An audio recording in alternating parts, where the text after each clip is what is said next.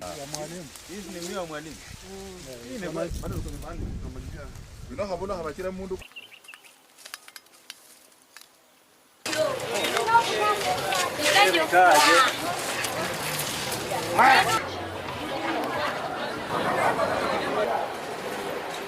Shida ambayo tuko nayo hatulipi kwa wakati kwa sababu sukari inaingia nyingi katika sekta ya Busia kwa boda, na imefanya sukari ya Busia na wakulima ambao na factories ambazo ziko within Busia asiuze sukari.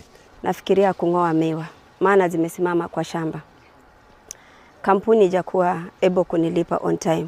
Now you can't work without money. Kila step inahitaji pesa. Niko na ekari over 80. Na nafikiria kuing'oa. Nianze kurudi kwa mahindi na maharagwe. Na niko na eka 80 za miwa. Zenye nilipanda nisaidie watoto wangu. Lakini venye hali ilivyo kwa sasa ni ngumu sana. Bei ya sukari iko chini kabisa kwa sababu ile mangedo ambayo inatoka kwa jirani hapa.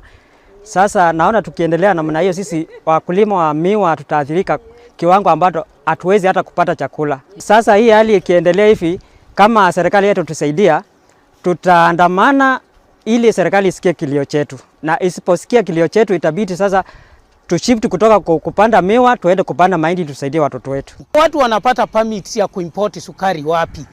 Mtu mmoja hivi karibuni kuna kampuni ambayo inatakana itengeneze inunue miwa kwa wakulima na itengeneze sukari, na hiyo sukari tuuzie watu wa Kenya.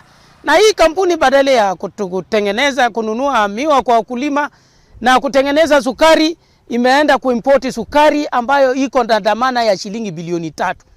Na hiyo sukari imeingia Kenya na tunajua hiyo kampuni ni gani, na tunataka kitu kama hii serikali ifuatilie na isimamize.